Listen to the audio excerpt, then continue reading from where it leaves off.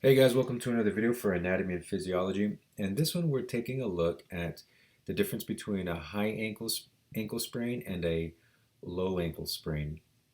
Let's first take a look at the one that we traditionally think of when we think of an ankle sprain. I don't know if you've ever had one, but it's incredibly painful. I hear that spraining an ankle can be more painful than breaking an ankle. I've never broken an ankle before, so I couldn't tell you for sure. I don't know the difference between the adrenaline rush that you have between a break of a bone or a sprain of a ligament. But so far as an ankle sprain is concerned, I'm sure most of you watching this have had this happen before at one point or another. I've had it in football games. I've sprained my ankles in basketball games, landing awkwardly on my foot. I've done it in volleyball games where I go up to spike a ball and I come back and I land on somebody else's foot and my foot gets turned awkwardly. And so with the ankle sprain, the low ankle sprain, the one we most likely are thinking of or understand that goes with an ankle sprain, typically the foot gets twisted, it gets inverted in. You'll turn it in, and when that happens, you put a lot of strain on these ligaments right here. This is the lateral collateral, the calcaneofibular.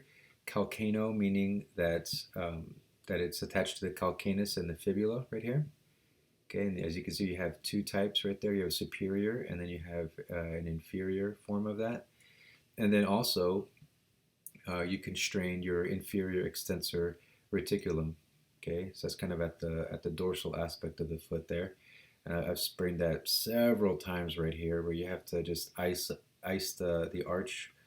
Also, like I know the foot gets turned inverted, and you apply a lot of torque to those ligaments, but you also sprain these. These are typically also damaged in a sprained ankle, and these are your medial ligaments. Okay, medial in the middle. You have your tibio-navicular. Okay, tibia, again, and univicular, and then also your tibio-talar. Okay, meaning it's attached to the talus and the tibia. Okay, so these are the ones that you typically strain or worst case scenario rupture during an ankle sprain. Now, the one that we're going to highlight today is the high ankle sprain, and the reason we're highlighting this one is because of the injuries to Tony Pollard of the Dallas Cowboys and Patrick Mahomes of the Kansas City Chiefs. Now, when you look at the images of these particular injuries, you'll notice that they all happen in the same way.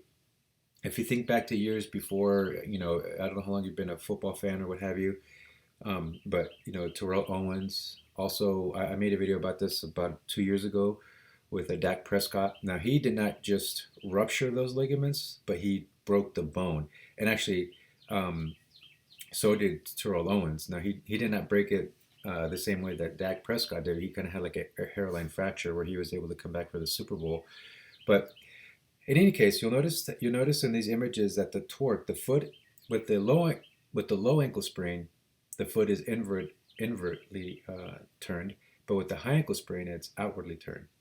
So with that turn, you end up damaging different ligaments.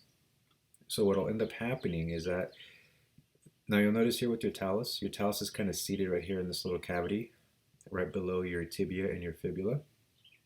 Okay, and so your talus, what will happen is that as your foot gets turned outwardly, okay, laterally, your talus will actually can pop out of that place, causing the separation of these two bones. So this bone will pop out, and then it'll separate these bones, the fibula and the tibia.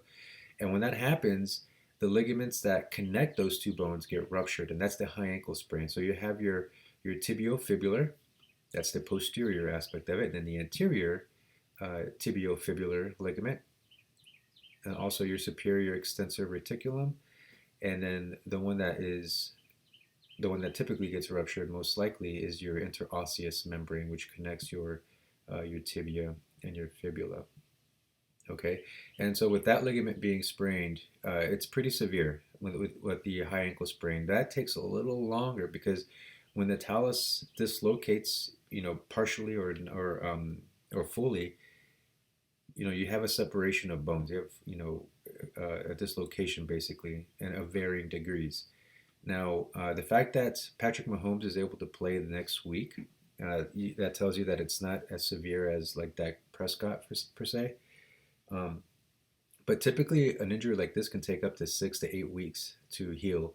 So, Patrick Mahomes, his mobility is going to be severely restrained because of that. So that's something to watch when you're watching the game, is that he won't be as mobile. They're going to give him pain shots, not pills, but they're going to give him shots at that ankle.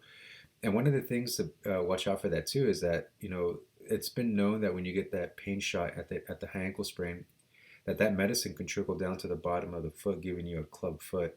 So we'll see. We'll see how mobile he is on Sunday. In fact, that this injury is so severe that I'm not a gambler, but to move a gambling line where it favors the other team, you can tell how severe the bettors, the guys in Las Vegas are taking this, how serious they're taking this, because now the Bengals are favored to win the game because of that injury. Without that injury, the Kansas City Chiefs are favored to win the game. So that tells you how serious this injury is and how serious people take it. That Patrick Mahomes will be severely limited because of that. But we'll keep an eye on it. That's the injury and the bones that go along with that injury and the ligaments. So I want to thank you for watching, guys, and we'll catch you on the next one.